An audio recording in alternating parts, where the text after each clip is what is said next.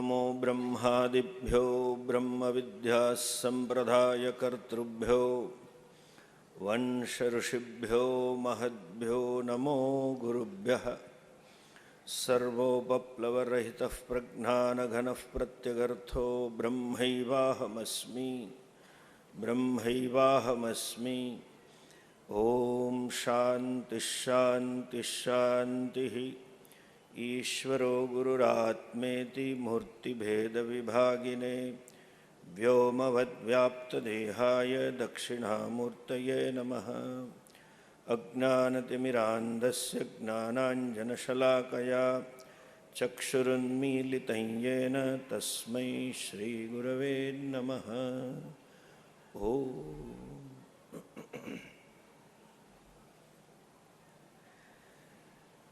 संन्यास परंपरा के आदर्श स्वरूप तपोधनी ज्ञान स्वरूप परम पूज्य कार्ष्णी महाराज श्री साक्षात कृष्ण कृपा के धनी और जिनके हृदय में निरंतर गीता जी का निवास है, ऐसे हमारे अत्यंत प्रिय परम पूज्य ज्ञानानंद जी महाराज श्री, अन्य सभी संतों एवं मैं समझता हूँ भगवान श्री राम नहीं किंतु तुलसीदास जी ने ही इस युग में प्रकट होने के लिए जिनको माध्यम के रूप में चुना है, ऐसे पूज्य मुरारी बापू, सबको मेरे प्रणाम सह ओम नमो नारायण। कुरुक्षेत्र की भूमि बड़ी पवित्र है।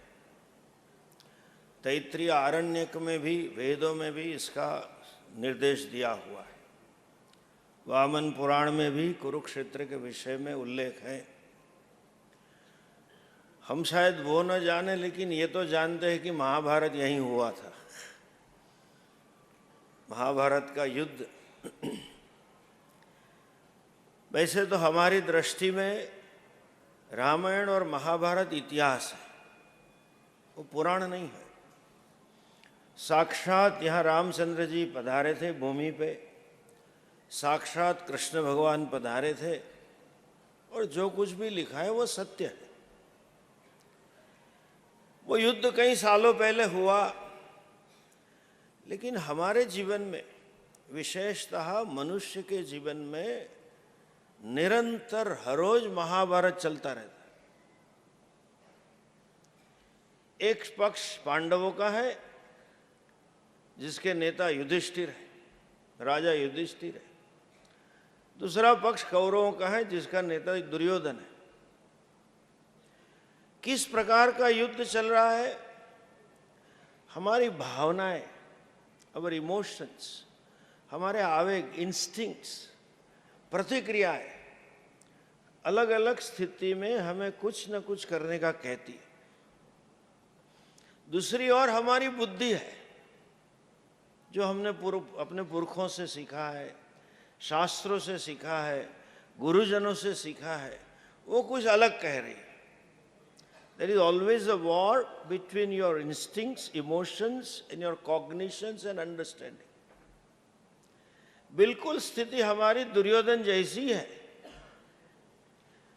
जानामि धर्मम, कभी कभी न च मे प्रवृत्ति, जानामि अधर्मम न च मे निवृत्ति। क्या करना चाहिए हमें मालूम है, कभी कभी नहीं हो सकता है।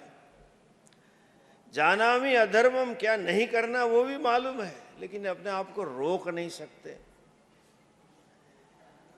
ये दुर्योधन है। अधर्म जो करना है उसके विरुद्ध ही उसका मन चल रहा है और उसको समर्पित होके चल रहा है। जो नहीं करना है वही उसका मन कह रहा है, वो अपने आप को, मन को, अपने आवेग को समर्पित होके चल रहा है, उसे दुर्योधन कहते हैं। गुरुजनों के संपर्क से, शिक्षा से, सत्संग का फल क्या है? तीसरे अध्याय में भगवान बहुत अच्छी बात कहते हैं। प्रकृतिम चेष्टते स्वस्याः। हर एक आदमी प्रकृति के अनुकंप चल रहे हैं, लेकिन भाष्यकार वहां लिखते हैं, यदा शास्त्र दृष्टिर्भवति हमारा पुरुषार्थ कहाँ है?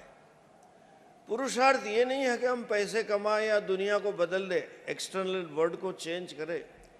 पुरुषार्थ हमारा ये है गुरुजनों से ज्ञान पाके हम अपने आप में ताकत खड़ी करें कि हम अपने आवेग के वश में ना हो, हम अपनी प्रतिक्रिया के वश में ना हो।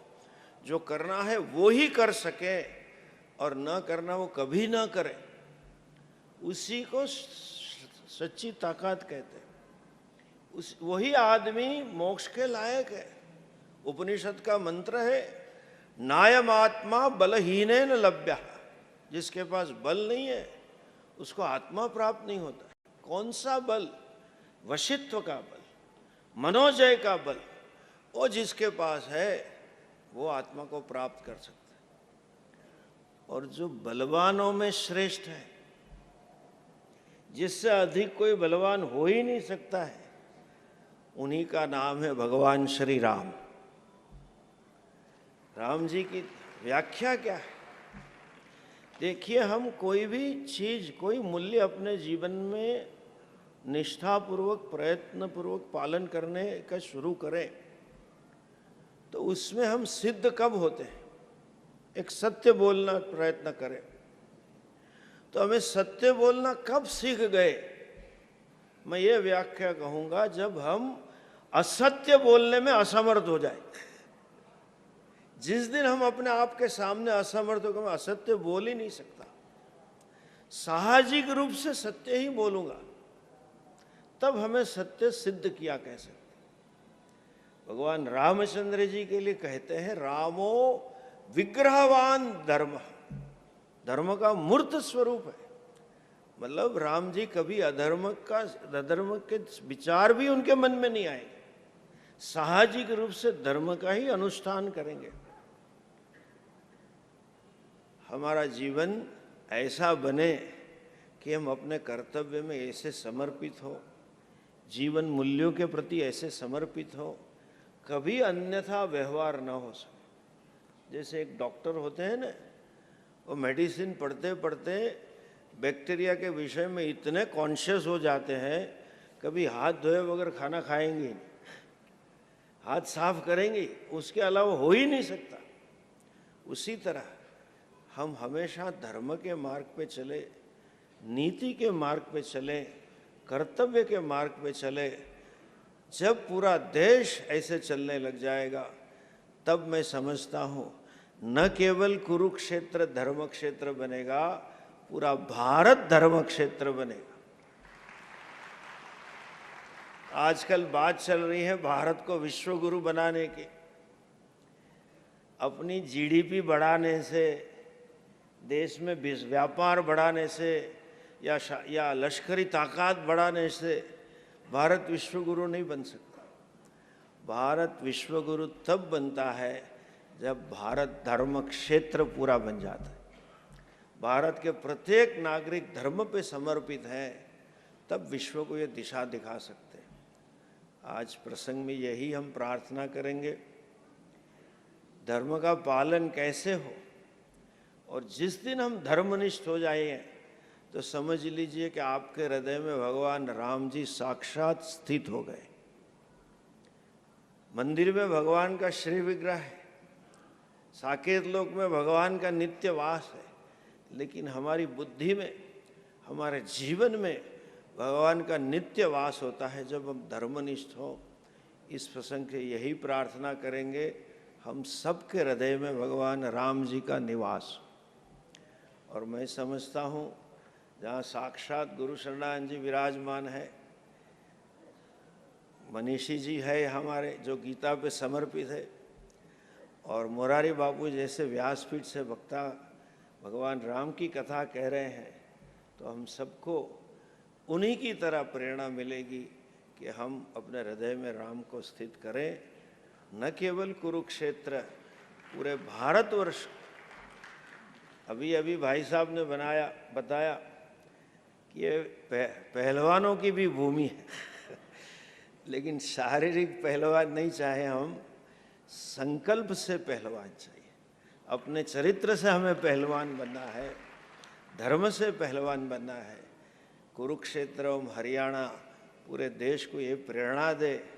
और जो मुरारी बापू ने हमारे गुजराती में कहते हैं धुनी दखावी, सबको हृदय में राम को स्थापित करने के लिए जो लगे हुए हैं, उनके पुरुषार्थ में हम सब जुड़ जाए, यही प्रार्थना के साथ पुनः संतों के श्री चरणों में प्रणाम के साथ ओम तत्सत।